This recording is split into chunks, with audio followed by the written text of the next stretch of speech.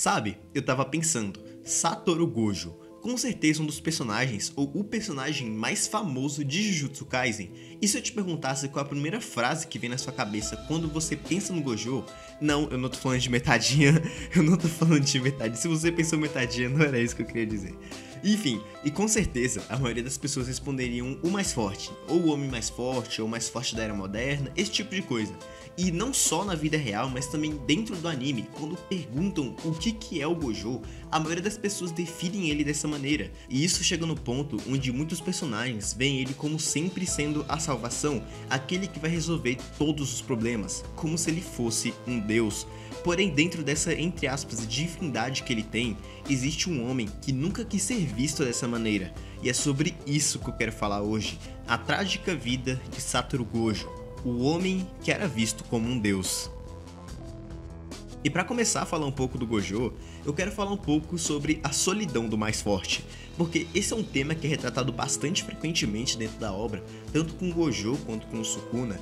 E o que acontece? Esse é um tema que muitas pessoas provavelmente não entenderam, nunca pararam para refletir sobre, mas é a questão de você ser tão forte que as outras pessoas perto de você são meio que formigas. E quando eu falo isso, eu não tô falando sobre o fato do Gojo ver os outros como formigas ou esse tipo de coisa, tanto que você pode perceber que muitas das vezes ele confia no potencial dos seus alunos. Ele fala que o Megumi pode superar ele fala isso pro Itadori, pro Yuta, porque ele sabe que ele não é intocável, ele sabe que ele pode ser vencido, mas as outras pessoas sempre colocam ele em um patamar superior, e por isso que gera essa solidão no personagem do Gojo, porque ele é sempre isolado dos outros, ele é colocado numa categoria acima. Isso faz com que ele nunca consiga se aproximar de alguém de verdade, porque as pessoas só respeitam ele por causa da força que ele tem. E quando o Geto acaba se tornando amigo do Gojo, aquela é a primeira vez que o Gojo não sente mais solidão, porque diferente dos outros, o Geto respeitava ele por causa da pessoa que ele era, não por causa da força que ele tinha ou esse tipo de coisa.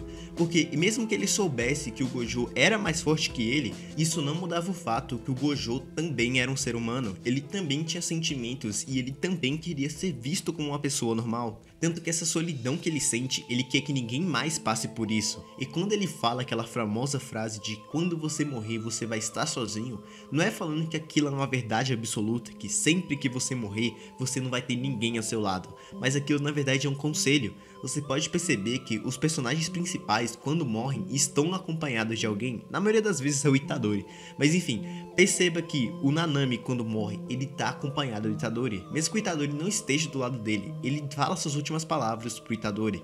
Quando a Nobara morre, o Itadori também está ao lado dela. Quando o Higuruma morre, o Itadori também está ao lado dele. Perceba que a maioria dos personagens principais de Jujutsu morrem quando estão acompanhados de alguém, e o único, não o único, mas o principal que morre sozinho é o próprio Gojo. E outro ponto que eu quero falar aqui é a questão de como o Gojo tentou lidar com esse problema, como ele provou que ele não é somente o homem mais forte. E bom, a maneira que ele achou para poder fazer isso é se tornando professor, porque agora, além dele ser visto como o mais forte, ele é visto como um professor ruim. E mesmo que isso seja algo negativo, isso já é uma característica além. Agora ele tem duas características, ele é o mais forte e é um professor ruim. E conforme o tempo vai passando, ele vai ganhando novas características. E óbvio que ele não virou professor somente por causa disso. Na verdade, ele quer que as outras pessoas, os outros feiticeiros, não dependam dele 100% das vezes.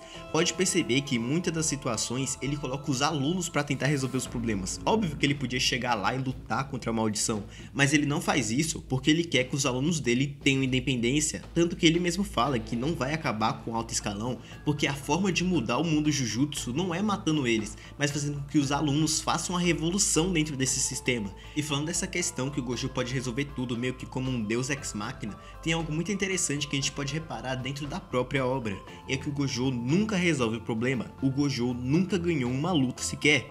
Mesmo na luta contra o Jogo, né, que ele usa a expansão de domínio, ele não consegue matar o Jogo ali, ele não consegue nem mesmo tirar informações do Jogo, porque aparece a Hanami e foge com a cabeça dele.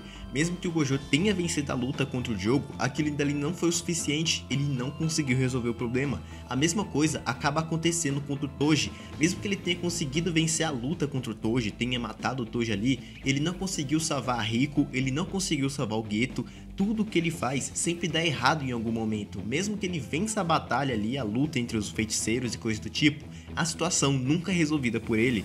E tem algo muito triste que a gente já pode acabar reparando, que enquanto eles estavam planejando o que fazer se o Gojo acabasse perdendo, ninguém estava se questionando o que o Gojo estava sentindo.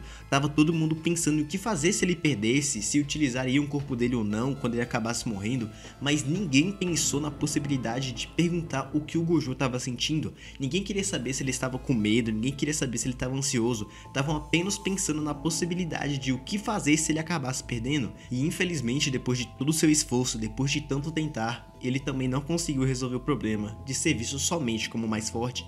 Mas isso tudo não foi em vão. Um dos alunos mais próximos que ele tinha, que era o Yuta, percebeu que ele não queria ser visto dessa forma, tanto que o Yuta fala que se o Gojo ia ser visto como um monstro, se ele ia ser visto como uma arma, ele também se tornaria uma arma. E essa questão de ser um monstro é apenas uma analogia, já que muitas pessoas consideram Sukuna como um monstro dentro da obra, né? Então apenas um monstro pode vencer outro monstro, então apenas o Gojo poderia vencer o Sukuna. E quando o Yuta fala que aceita se tornar um monstro também, é ele deixar de lado a sua humanidade, deixar de lado ser visto como alguém para ser visto somente como arma de guerra, ser visto somente como o homem mais forte. E naquele caso, ele está sendo visto como a última esperança da humanidade.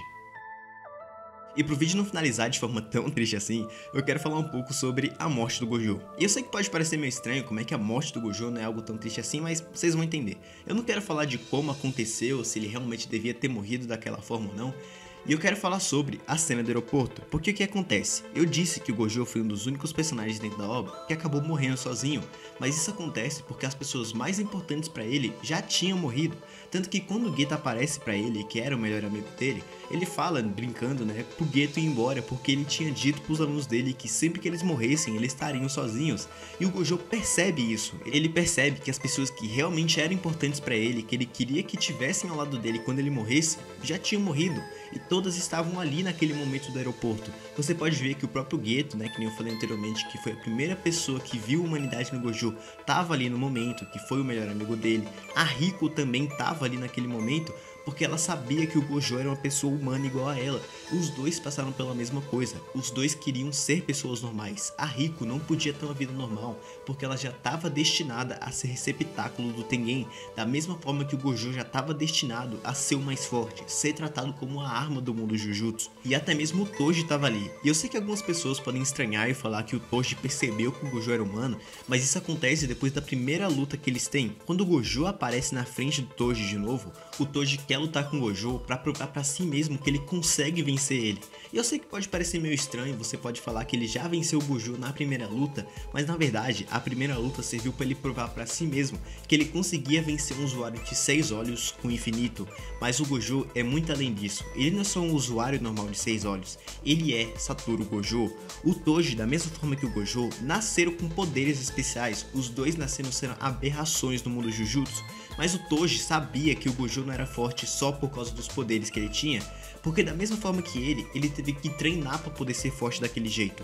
O Toji só era o assassino de xamãs porque ele teve um treinamento muito árduo, criou estratégias e esse tipo de coisa. Ele já tinha provado para ele mesmo na primeira luta que se fosse qualquer outro usuário de 6 olhos, ele teria vencido, mas aquele cara tava na frente dele, Satoru Gojo tava na frente dele. Então mesmo sem receber recompensa nenhuma, ele queria desafiar o Gojo de novo, porque ele sabia que aquele cara era forte não por causa dos poderes que ele tinha, ele sabia que aquele cara era o mais forte, porque ele era Satoru Gojo.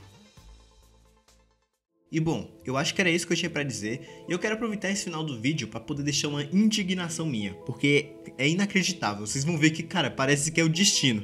O que acontece? Eu nunca assisti Black Clover, e tem um cara que recentemente aí nos comentários, ele pede pra fazer um vídeo de Black Clover, e aí eu fico zoando ele, tipo assim, ele pede pra lançar vídeo de Black Clover e fala, no dia que cair um meteoro na Ucrânia eu posto um vídeo de Black Clover, esse tipo de coisa. E aí, uma vez ele postou um comentário e eu fui brincar com ele e falei, se lançar 2 capítulos de Black Clover no mesmo mês, eu faço um vídeo de 20 minutos. Porque, pra quem não sabe, Black Clover lança capítulo tipo uma vez no mês, ou olhe lá. E aí eu fui e brinquei com ele. E dia desses, sei lá, 2 semanas atrás, apareceu a notícia que vai lançar 2 capítulos de Black Clover no mesmo dia. Na hora que eu vi, eu falei, cara, não é possível uma coisa dessas. Não é possível uma coisa dessas, cara. Eu nunca vi Black Clover, eu nunca assisti, eu não sei quase nada de Black Clover. Eu vou ter que ver Black Clover inteiro pra fazer um vídeo de 20 minutos. Eu não sei sobre o que vai ser o vídeo, se vai ser sobre um personagem específico, se vai ser um vídeo falando bem da história, falando mal da história. Cara, eu não sei, eu nunca assisti Black Clover, eu não sei nada de Black Clover. Então é isso, eu vou ter que assistir Black Clover. Cara, não é possível que vai lançar 2 capítulos no mesmo dia. Nunca mais eu faço esse tipo de aposta. Nunca mais eu faço esse tipo de aposta. Enfim, se você quiser acompanhar minha jornada vendo Black Clover, o que eu tô jogando, esse tipo de coisa, me segue nas outras redes sociais aí, o link vai estar na descrição. E se você quiser me ajudar de alguma forma, você pode se tornar membro do canal, né, que tem vários benefícios aí. Você pode receber vídeo antes, escolher qual vai ser o tema do próximo vídeo, esse tipo de coisa. Ou você pode doar pra mim no LivePix, que eu também vou agradecer bastante. Mas é isso, eu espero que vocês tenham gostado do vídeo. Cara, é inacreditável que eu vou ter que assistir Black Clover. Eu ia assistir futuramente de qualquer forma, mas... enfim, eu vou ter que assistir de alguma forma pra fazer esse vídeo. Mas é isso, eu espero que vocês tenham gostado e espero que nos encontremos novamente. Falou!